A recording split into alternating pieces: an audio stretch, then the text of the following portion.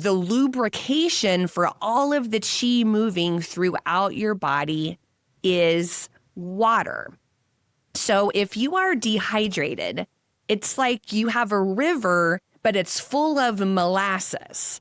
And you're trying to get clear, clean water down the river to everyone who needs the water downstream, but it's thick, sludgy molasses. And so this is how your chi is running. So when you are doing everything that you're doing on yourself to bring your energy into balance, everything that we all do who work on energy medicine on ourselves, it's not going to happen very well if you are not hydrated.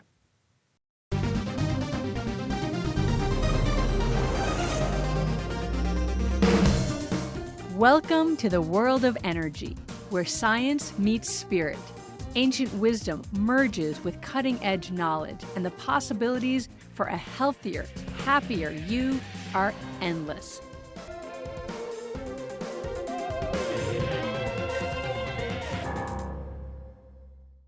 Hi, welcome to another episode of the Energy Works podcast. My name is Blaine, and I'm doing a solo episode today. And my episode is on water and hydration. So wait before you turn it off, because yes, we have all been hearing since we were children that it is important to stay hydrated and we don't want to get dehydrated. And at the time that this episode will be released, it's summer. And we've had a lot of heat waves in the United States and Canada already this year. And I'm sure in other parts of the world as well. It's been really hot. And so this is a timely episode. But what I want to share with you today is the energetic side of hydration, not so much the physical side that we are all pretty familiar with. And as we age, one of the things that happens is our thirst mechanism starts to not work as well. So when we're younger, we get the advice, when you feel thirsty, drink. When you feel thirsty, drink. And that's what you need to do to stay hydrated. But as we age, the when you feel thirsty doesn't happen as automatically and as coherently as when we were younger. And unfortunately, what does happen to many people as they don't have as vibrant a thirst mechanism is they start to reach for more coffee and tea and things that dehydrate them and makes the problem worse and worse. So I want to share with you the energy side of hydration and how being hydrated affects your energy as maybe a little bit of motivation. And also, I think it's really interesting because, as many of you know, I come from Western medicine for decades before I started teaching Eastern. And this is something that really stuck with me, that really made an impact. And I thought that was fascinating when I learned about the energy side. So I'll start by saying that when you study to become an Eden Energy Medicine practitioner, you do pre-tests with your clients and make sure that all of their basic energy mechanisms are running. Their energy is moving forward. Their polarity is not flipped. They're not homolateral. There's many little pre-checks we do because we need to get all of that straightened out before we start working on the energy, or their energy won't take, for lack of a better word. It's just what we're doing isn't going to have as much of an impact because they have so many energy imbalances that it's going to be hard for their system to take these corrections. So we want all these basic things to be corrected before we start kind of getting more under the hood into the deeper energetic imbalances that they may have. There's just basic checks that you need to do. And one of them is hydration. And the way we check for hydration is we pull on the hair. It's called a hair tug test. And we energy test them right after we tug their hair. And we find out if they are strong or they are weak. And if they're weak, that means that they're dehydrated. And that, I accepted it. When you're new to learning about energy, there's so many things that are just crazy, kind of, that you start working with energy and you learn how it all works. And you come to accept that there's some things that are maybe you're not going to totally understand, but you know that they work because you've seen them work over and over and over again. So the hair tug test was one of those for me. Like, hold on. We tug on their hair, and that tells us if they're dehydrated. And if that is the case, then we make the person drink water, and we actually drink water with them. Because not only is it important that they have cleared all of their pre-checks and are hydrated, but as the energy medicine healer, you're responsible for making sure that you've tested yourself, all of your own pre-checks, and that you are also energetically balanced. Because if you're imbalanced and you're trying to balance somebody else, it doesn't work very well. So if your client is testing dehydrated, you give them water, you drink water, you sit and drink water together, you test again, and make sure that they have become hydrated. And I'm going to come back to this again in a little bit because it gets even more fascinating how this works. So our water, H2O, we all learned about this in school, 2 hydrogens, 1 oxygen. So we are made up of atoms. And then in even smaller than the atoms, we have electrons. So we have these atoms, 2 hydrogens, 1 oxygen. And the way that it's shaped, it's like a Mickey Mouse head. The 1 oxygen is this circle at the bottom, and the 2 hydrogens are up on the kind of upper side angles like mouse ears. So you can imagine the outline of a Mickey Mouse head. The bottom is your oxygen, and then you have your 2 ears at the top, your 2 hydrogens. The oxygen is kind of an electron hog. And so what happens is that the oxygen attracts down electrons from the hydrogens. And so that means that the oxygen has a negative polarity. The electrons are inherently negative. And so the oxygen kind of hogs down these electrons. So the bottom of the Mickey Mouse head becomes more negative because it's an electron hog, and the 2 ears at the top become more positive. And so what that means is that this water molecule it's polar. It's like it has charge. It's like a little battery. It has a North Pole and a South Pole. And it is inherent to how your body works. Proteins also have polarity. And so the negative side of the water, you say the south side or the negative side of the water, is attracted to the positive side of the protein, and they connect. And there's this constant connecting and moving and shaping, and that is how the processes in the body are happening. It is also how chi moves throughout your body.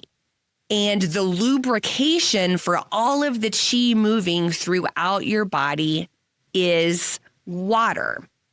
So if you are dehydrated, it's like you have a river, but it's full of molasses. And you're trying to get clear, clean water down the river to everyone who needs the water downstream, but it's thick, sludgy molasses. And so this is how your chi is running.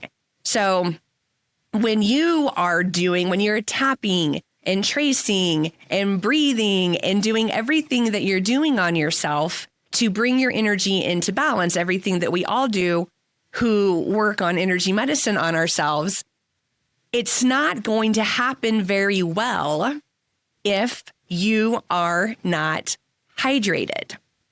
So not only do we want to be hydrated from a physical perspective, and we know we feel sluggish, we feel low energy, all these things when we're dehydrated, because our chi is not moving, as well as the organs that are not working as well because they are dehydrated, and muscles and tissues and skin and brain and all of the things that rely on proper hydration to happen, or tapping and tracing and all of the work we do on ourselves. isn't going to work as well if we're not hydrated. So when we are drinking water, we want to make sure that we have a little bit of salt, some minerality to the water. I'm guilty of this myself. I run my water through a filter.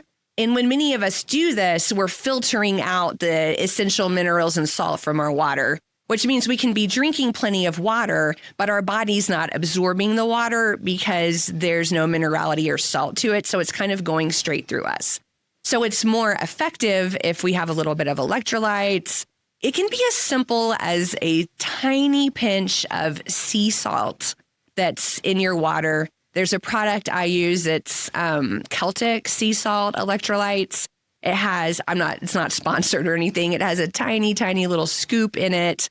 And I even, for a whole 16-ounce glass of water, even just put it's like a half scoop of a tiny scoop in my water to help make sure that I'm actually absorbing the water that I'm consuming. And I can't talk about drinking water without mentioning the plastics. Please don't be drinking your water out of plastic bottles. The plastic bottles you buy at the grocery store, they could have been in a hot truck. And there's very convincing evidence. It's quite proven that if your water in this plastic bottle, if that plastic has been heated at all, there's definitely microplastics in your water. If your plastic bottle is in a hot car or a hot house or out in the sun or anything like that, you're getting microplastics. And really, microplastics are already everywhere. You definitely have microplastics in your body at this point. We all do. And so in addition to not just directly consuming this plastic water, when you buy plastic bottles, you are funding the industry that is putting all this pollution into planet Earth. It's like you're taking your dollars, which you're voting with, and you're, giving them to the company who makes plastics and saying, yes, please, here's my money, make more plastics, continue to put microplastics into our soil. So just not supporting the industry and also trying to limit your own microplastic consumption as much as you can. But at this point, it's in all of our water supplies. We can just hope to not make it worse.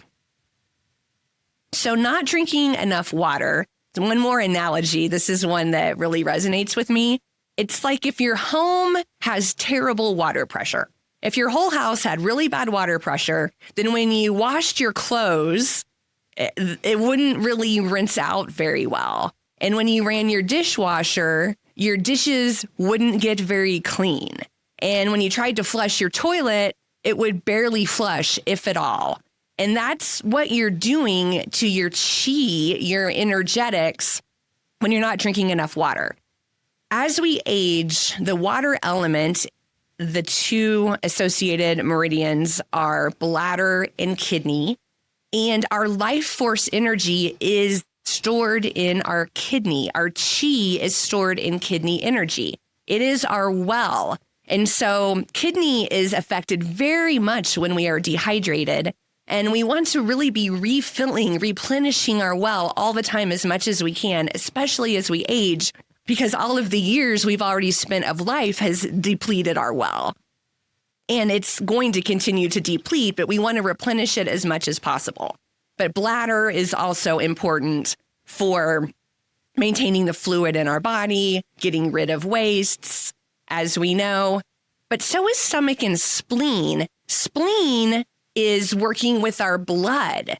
And I don't know if you ever tried to donate blood or gone to have lab work done if you're dehydrated and the phlebotomist is trying to get blood out of your vein when you're dehydrated. It's really hard to do.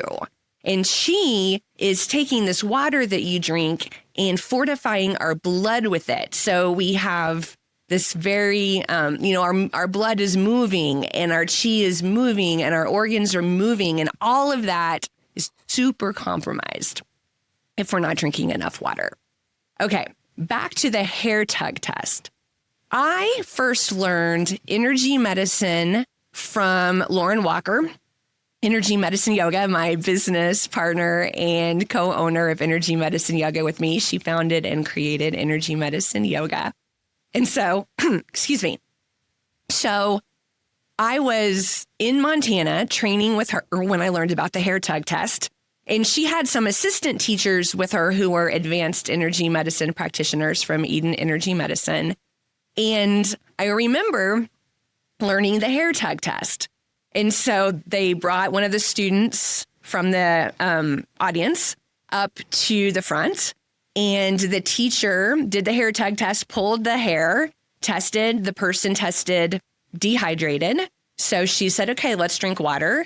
And they just sat up there on stage and drank some water, and we all waited.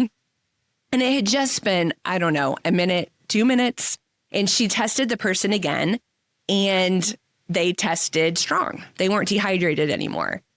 I'm coming from Western medicine at this point. And so my hand shoots up in the air. Wait.